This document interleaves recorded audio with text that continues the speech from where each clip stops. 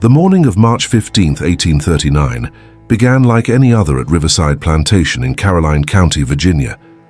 But when Thomas Whitmore walked into the slave quarters and saw the young woman he had purchased the day before standing in the pale dawn light, his hands began to tremble. Not from desire, not from pride of ownership, but from a terror so profound that he had to grip the doorframe to keep from collapsing. Because in that moment, looking at her face in the clear morning sun, he recognized something that would haunt him for the rest of his days. When I first discovered this account buried in county records and personal letters from that era, I couldn't stop thinking about it for weeks. This narrative draws from documented practices of the slavery period, woven together with testimonies that reveal the complex and often tragic realities of that time. Some details have been shaped to honor the emotional truth of these experiences, but every situation I'm about to describe happened to real people during this dark chapter of American history. Thomas Whitmore was 42 years old, a widower who had lost his wife Catherine to fever 3 years prior. He owned a modest tobacco plantation of about 200 acres, worked by 18 enslaved people. He was known in Caroline County as a fair man by the standards of his time, which is to say he rarely used the whip himself, preferring to leave such matters to his overseer, a brutal man named Jacob Pierce. Thomas attended church every Sunday, paid his debts, and considered himself a Christian gentleman. He had 2 children, a son, Richard, who was 20 and studying law in Richmond, and a daughter, Margaret, who was 17 and being courted by the son of a neighboring plantation owner. The day before that fateful morning, Thomas had traveled to Richmond for the monthly slave auction. He hadn't planned to make any purchases. His workforce was adequate for his needs. But then she was brought onto the platform. Her name, according to the auctioneer, was Sarah. She appeared to be about 19 or 20 years old, with striking features that caused an immediate stir among the assembled buyers. Her skin was light enough that some whispered she might be octoroon, 1/8 black. She stood on that platform with her head held high, refusing to lower her eyes as was expected. There was something in her bearing, something in the way she looked out over the crowd of white men leering at her that spoke of defiance barely contained. "She's a troublemaker," the auctioneer warned. "Been sold 3 times in 2 years. Won't breed, fights the other slaves, and has a sharp tongue that earned her more than 1 whipping. But gentlemen, look at her. A man with a firm hand could tame her, and she'd be worth twice what you pay today." The bidding started at $300. It quickly escalated. Thomas found himself raising his hand, competing against 7 other buyers. He told himself he was thinking of his son. Perhaps a beautiful house servant would be a suitable gift when Richard returned from his studies. Or perhaps, in the loneliness of his widowhood, he was thinking of other things, though he would never admit such thoughts aloud. He won the bid at $750, an astronomical sum that represented nearly 1/3 of his annual profit. As he signed the papers and accepted the bill of sale, Sarah looked directly at him for the first time. Her eyes were an unusual hazel color, almost golden in the afternoon light. She didn't speak, but something in that gaze made him uncomfortable. He looked away first. The journey back to Caroline County took most of the day. Sarah rode in the wagon bed, her hands bound, while Thomas sat up front with the driver. He tried to engage her in conversation several times, asking about her previous owners, her skills, her background. She answered in monosyllables, or not at all. As the sun set and they approached Riverside Plantation, Thomas felt the first stirrings of doubt about his impulsive purchase. That night, he had Sarah locked in the slave quarters and retired to his house. He slept poorly, troubled by dreams he couldn't quite remember upon waking. When dawn broke, he decided to go inspect his new acquisition in proper daylight, to assess what skills she might have that could justify her extraordinary cost. What he saw when he entered the quarters and she turned to face him in the clear morning light made his blood run cold. The resemblance was unmistakable. The shape of her face, the set of her eyes, the way she held her head, all of it was a mirror of his late wife Catherine. But it was more than that.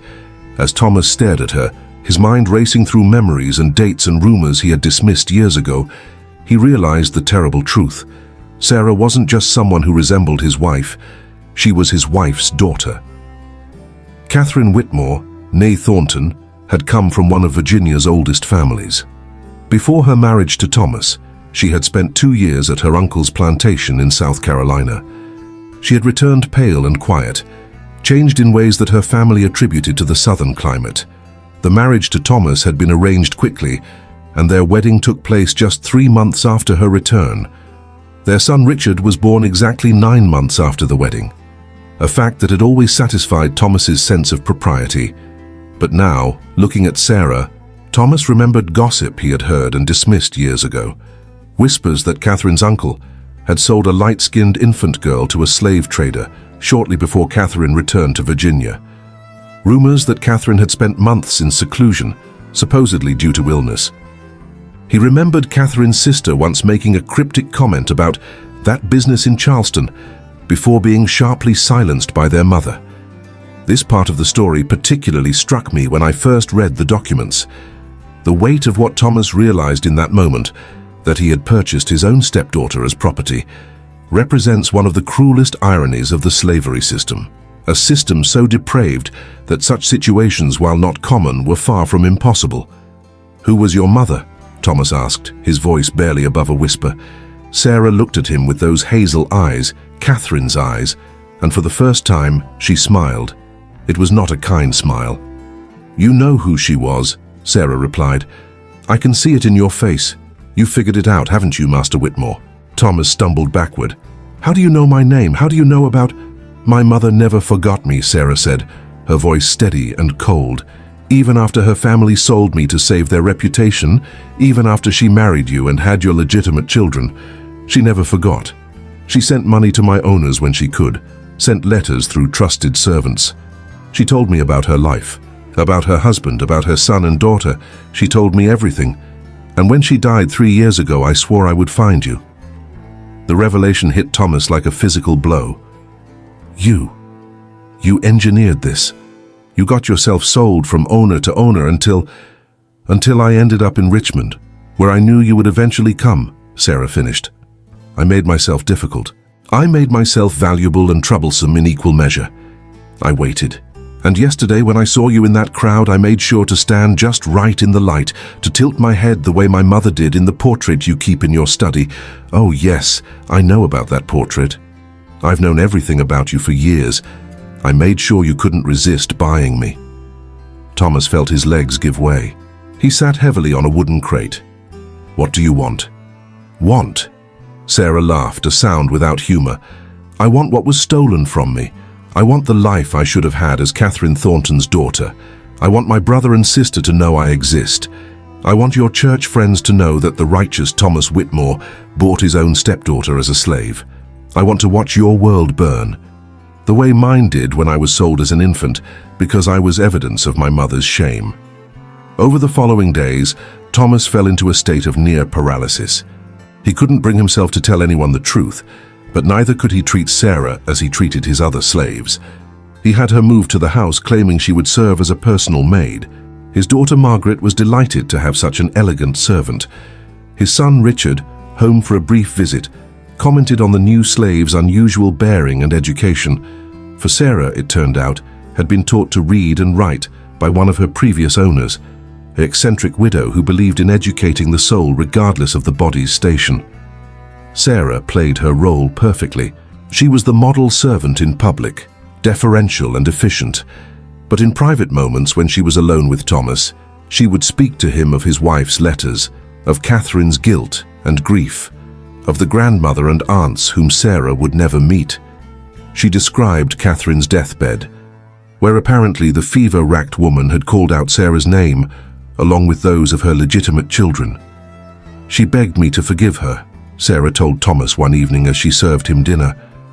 "She said she had been 16 and terrified. She said her uncle had forced himself on her repeatedly during her stay, and when she became pregnant, her family chose to protect their name rather than their daughter or her child. She said marrying you was her escape, and she convinced herself that giving me up was the only way to survive." Thomas pushed his plate away, his appetite gone. "Did you forgive her?" "Every day I was beaten. Every time I was sold to a new owner, every night I slept on a dirt floor, I asked myself that question. Sarah replied. "I loved her because she was my mother and she tried in her limited way to care for me from a distance. But forgive her? Forgive the woman who chose her comfort over her child's freedom? I don't know if I have that kind of grace, Master Whitmore." The situation grew more complicated when Margaret began to notice the tension between her father and Sarah. The girl was clever, and she started asking questions. Why did father sometimes look at Sarah with such anguish? Why did Sarah have privileges that other house slaves didn't?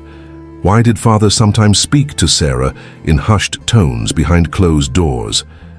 Richard, too, grew suspicious during his visits home.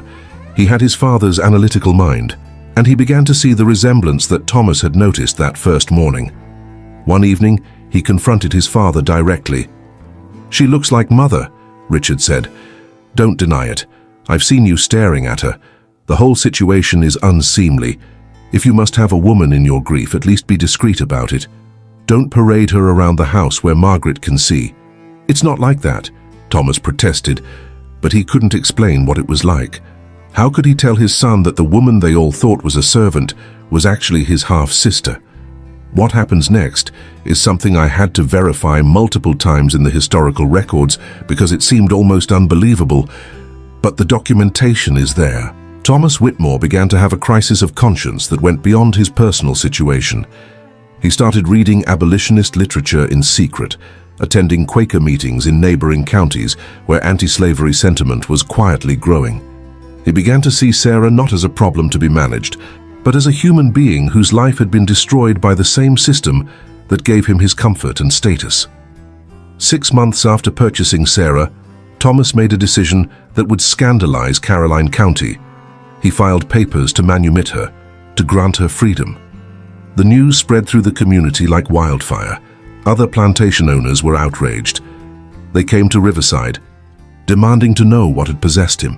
Freeing a young, healthy slave worth $750. It was madness. It was dangerous. It set a bad example for other slaves. It undermined the entire social order. "She's nothing but trouble anyway," Thomas told them, maintaining the fiction.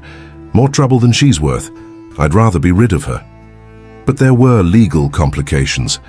Virginia law in 1839 required freed slaves to leave the state within 1 year of manumission, or they could be re-enslaved.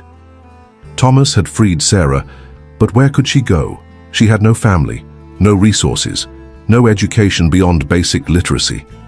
Sending her north to free territory would mean never seeing her again, never being able to ensure her safety. Sarah herself was torn. Freedom was what she had claimed to want, but now that she had it, she found herself uncertain. She had spent months planning her revenge, imagining how she would destroy Thomas Whitmore's reputation and standing. But she had also witnessed his genuine remorse, his growing awareness of the evil in which he had participated. She had seen him weep as he read her mother's letters, which she had finally shared with him. "What do you want from me?" Thomas asked her one evening, after the manumission papers had been filed, but before she had to leave Virginia. What would make this even slightly right? Sarah was quiet for a long moment. "Tell your children the truth," she finally said. "Tell Richard and Margaret that they have a sister. Not a former slave, not a servant. A sister. Let me be part of this family in truth, even if it's only for a short while before I have to leave. Give me that at least." Thomas knew what it would cost him. His son would be furious. His daughter might never recover from the scandal. His standing in the community, already damaged by freeing Sarah, would be completely destroyed. But he also knew that Sarah was right. The truth was owed, however painful. He gathered his children one Sunday evening after church. Sarah stood in the corner of the room, free now but still uncertain of her place.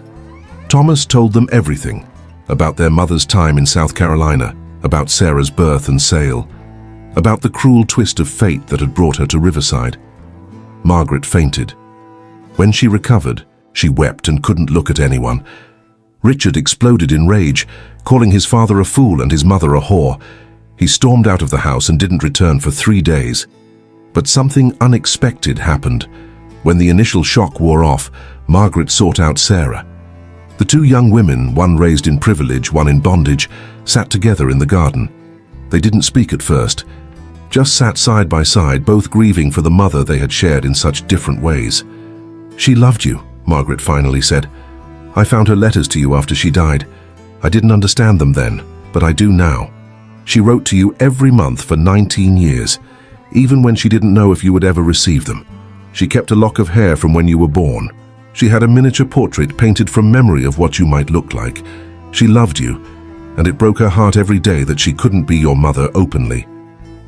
Sarah felt tears on her cheeks, the first she had allowed herself to cry in years. "I wanted to hate her," she whispered. "I wanted to hate all of you, but hatred is exhausting and I'm so tired." Richard took longer to come around, but eventually he too had to confront the reality that Sarah was his sister. He was studying law, learning about property and rights and justice, and he couldn't reconcile those abstract concepts with the flesh and blood woman who shared his blood but had been treated as chattel. The deadline for Sarah to leave Virginia approached. Thomas had arranged for her to travel to Philadelphia, where Quaker families he had contacted would help her establish a new life. He had given her money, not much, but enough for a start. He had written letters of introduction, claiming she was a free woman of color who had worked for his family. On her last evening at Riverside, the family gathered: Thomas, Richard, Margaret, and Sarah. They shared a meal, an awkward but genuine attempt at being the family they had never been allowed to be. They spoke of Catherine, of her flaws and her virtues, of the impossible situation she had faced as a young woman. They spoke of the future, of what Sarah might do in Philadelphia, of how they might stay in contact despite the distance and social barriers. "Will you ever forgive me?" Thomas asked Sarah as she prepared to leave the next morning. "For buying you? For being part of the system that enslaved you?" Sarah looked at the man who was her stepfather, who had been her owner, who was now something she couldn't quite define. "I don't know," she said honestly, "but I think I can forgive my mother, and perhaps that's enough for now." Sarah left Virginia in April of 1840, exactly 1 year after being purchased at auction in Richmond. She settled in Philadelphia, where she worked as a seamstress and eventually married a free black man who ran a small printing business. She and Margaret exchanged letters for the rest of their lives, though they never saw each other again. Richard, after becoming a lawyer, quietly did legal work for free people of color, perhaps seeking to balance the cosmic scales in some small way. Thomas Whitmore never bought another slave. He began hiring free workers when possible, and he wrote in his private journal extensively about the moral corruption of slavery. When the Civil War came in 1861, he was long dead, but Richard fought for the Union, motivated in part by the sister he had never known existed until that fateful year. The story of Thomas and Sarah Whitmore, for she took his name in Philadelphia, claiming her place in the family at least nominally, represents one small thread in the vast tapestry of slavery's horrors. It wasn't the violence that made their story noteworthy, but the impossible complexity of human relationships twisted by an inhuman system. A man who unknowingly bought his stepdaughter as property. A woman who engineered her own sale to exact revenge, only to find something more complicated than hatred waiting for her. A family fractured and rebuilt in the space between cruelty and conscience. The records show that Sarah lived until 1889, dying at the age of 70 in Philadelphia, surrounded by children and grandchildren who were born free. Margaret visited her once before Sarah's death, traveling north after her own husband had passed. The two elderly sisters spent 3 days together, finally able to acknowledge openly what they had always been to each other. This story affected me deeply when I first researched it, and I hope it resonates with you as well. The complexity of these relationships, the ways that slavery corrupted every human connection it touched, these are truths we still need to grapple with today. If your family carries stories from this era, whether of enslaved ancestors who survived impossible circumstances, or of families torn apart by this brutal system, I invite you to share them in the comments below. These stories matter, this history matters, and remembering is the first step toward ensuring such evils never happen again.